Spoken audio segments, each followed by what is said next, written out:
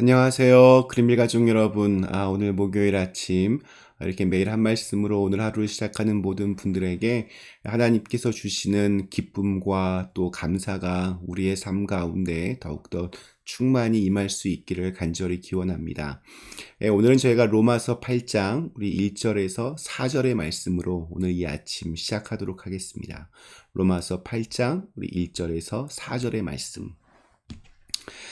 그러므로 이제 그리스도 예수 안에 있는 자에게는 결코 정죄함이 없나니 이는 그리스도 예수 안에 있는 생명의 성령의 법이 죄와 사망의 법에서 너를 해방하였음이라. 율법이 육신으로 말미암아 연약하여 할 수 없는 그것을 하나님은 하시나니 곧 죄로 말미암아 자기 아들을 죄 있는 육신의 모양으로 보내어 육신의 죄를 정하사 육신을 따르지 않고 그 영을 따라 행하는 우리에게 율법의 요구가 이루어지게 하려 하심이니라. 아멘. 네, 우리는 어제 로마서 7장에서 오호라 나는 공고한 자로다 라고 하는 이렇게 탄식의 소리를 들었습니다. 그리고 오늘부터 읽어갈 이 로마서 8장은 그 탄식의 소리를 잠재우는 은혜의 소리와 마주하게 됩니다. 이 로마서 8장은 모든 거듭난 그리스도인들이 갖고 있는 탄식의 소리, 오호라 나는 곤고한 자로다, 이것을 잠재우는 그러한 은혜 중에 은혜의 말씀입니다.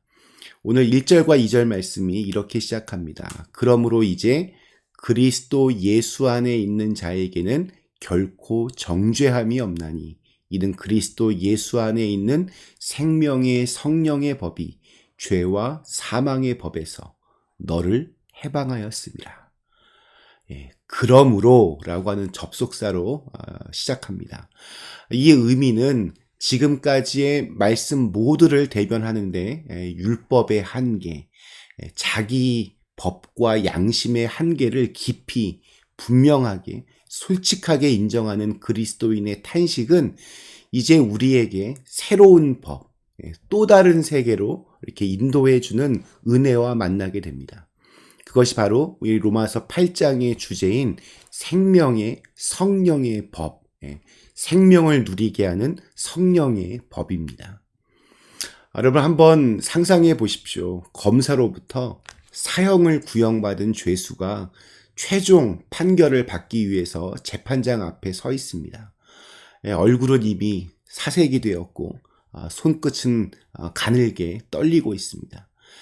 재판장의 선고 한마디로 이 피고인의 운명이 결정이 됩니다. 숨 막히는 순간이 계속됩니다. 이윽고 재판장이 선고문을 읽고 마지막 최종 판결을 내립니다. 그리고 no guilty, 무죄라고 선고합니다. 이때의 기쁨을 어떻게 표현할 수 있겠습니까? 다윗은 시편 32편 1절에서 허물의 사함을 받고 그 죄의 가리움을 받는 자는 복이 있도다라고 고백을 합니다. 다윗에게 죄와 허물이 있었습니다. 정말 어떻게 할 수 없는 부끄러운 죄가 그에게 있었습니다. 그런데 하나님께서 자신의 모든 죄와 허물을 용서해 주시고 가려 주셨다, 이 사실을 접하고 그는 행복하다, 이렇게 고백을 하고 있습니다. 다윗은 자식을 얻었을 때도 행복하다라고 이렇게 고백하지 않았습니다. 다윗은 왕이 되었을 때도 행복하다 고백하지 않았습니다. 오직 죄의 용서함을 받았을 때 행복하다 고백했습니다. 다윗처럼 죄로 인한 깊은 고통을 겪어본 사람만이 죄사함을 받게 된 것이 얼마나 고맙고 놀라운 일인가를 알 수 있습니다. 우리는 이제 어떠한 경우에도 더 이상 하나님 앞에서 죄인이라고 고소를 당하지 않습니다. 왜냐하면 예수님의 십자가 이후 성령님께서 저와 여러분을 모든 정죄와 죽음에서 해방시켰기 때문입니다. 그래서 그리스도 예수 안에 있는 생명의 성령의 법이 죄와 사망의 법에서 너를 해방하였음이라 라고 그렇게 말합니다. 이제부터는 성령님이 우리를 다스리십니다. 생명의 성령의 법입니다. 죄가 지배하여 우리를 사망으로 이끌어 갔다면 이제는 성령이 우리를 지배하여서 우리를 생명으로 이끌어 가십니다. 우리가 잘 아는 소설 지킬 박사와 하이드, 이것은 우리 인간의 실상을 아주 적나라하게 보여줍니다. 한 마을에 훌륭한 의사 선생님이 있었는데 지킬 박사입니다. 사랑이 많고 동정심이 많고 인자하고 과부와 고아들을 돌보고 게다가 사회에 큰 공헌까지 하여서 마을 사람들이 다 존경하고 성자로 여깁니다. 근데 그 마을에 문제가 생깁니다. 하이드라고 하는 흉악범이 날마다 이렇게 설칩니다. 밤이 되면 이 하이드가 마을에 출몰하여서 강도, 강간, 살인, 방화 모든 못된 짓들을 마구마구 해댑니다. 마을 사람들은 두려움에 떨다가 이 하이드를 잡기로 작정합니다. 어느 날 밤에 총성이 들리고 하이드가 잡혔다는 소문이 나자 마을 사람들이 이 하이드가 누구인지를 보기 위해서 다 나왔습니다. 그리고 그가 쓰고 있었던 가면을 벗겨보니 그 주인공이 바로 그들이 그렇게 존경해야 하던 지킬 박사였습니다. 낮에는 그렇게 착하고 성자처럼 보이던 지킬 박사가 밤에는 흉악한 하이드가 되어서 수많은 범죄를 저지른 것입니다. 이것이 비단 소설의 이야기만이겠습니까?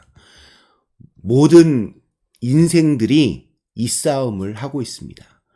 사람의 마음 속에는 선하고 바르게 살고 싶어야 하는 마음과 또 숨겨지고 버려진 은밀한 욕망대로 살고 싶어야 하는 마음이 함께 있습니다. 우리 성경적으로 표현하면 속사람과 겉사람, 영과 육의 그 싸움이 날마다 우리의 마음 속에서 벌어집니다. 태어나서 죽을 때까지 이 싸움을 싸우지 않는 사람은 하나도 없습니다.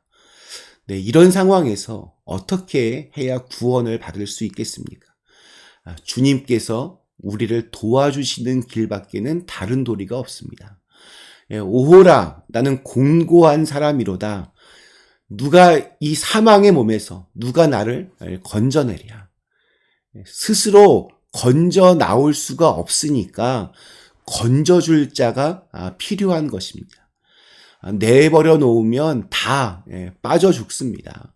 자기 힘으로는 못 나갑니다. 율법을 지켜야 나올 수 있는데 우리는 율법이 요구하는 행위를 온전히 100% 완전히 지킬 수 없습니다. 누가 우리를 건져줄 수 있습니까?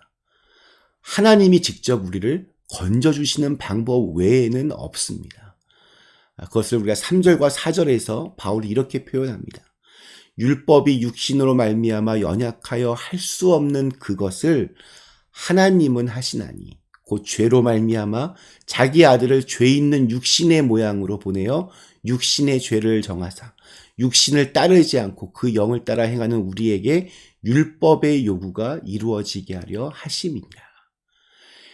정죄함이 없는 일이 그냥 그냥 공짜로 이루어진 것이 아닙니다.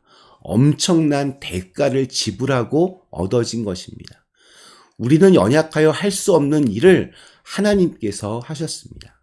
하나님이 우리의 죄를 인류의 속죄양 되시는 예수님께 맡겨서 예수님이 인류의 죄값을 십자가에서 몸 찢고 피 흘리고 죽으심으로 완전히 청산하고 죽음까지도 정복하셨습니다.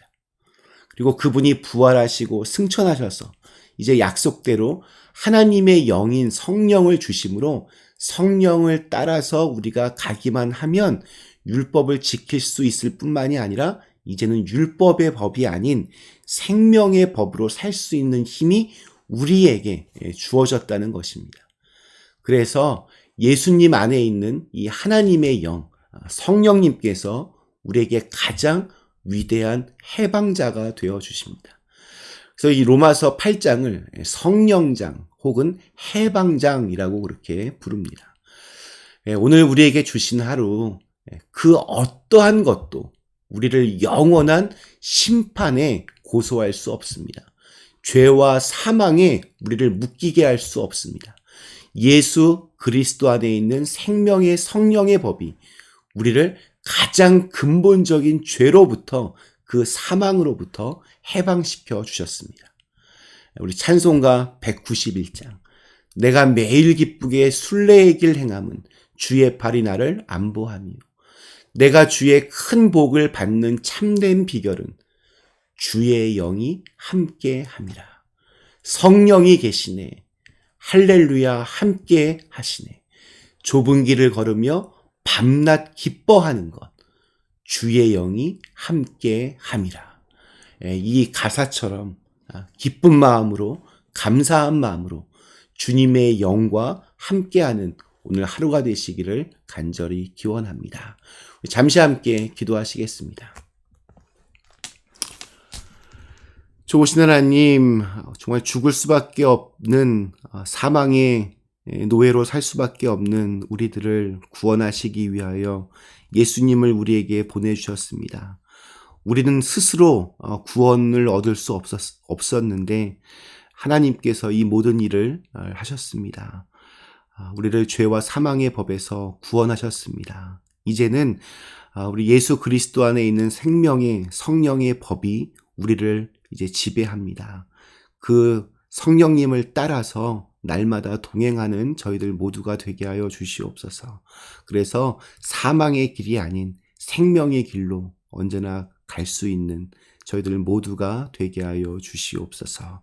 예수님의 이름으로 간절히 기도드리옵나이다. 아멘.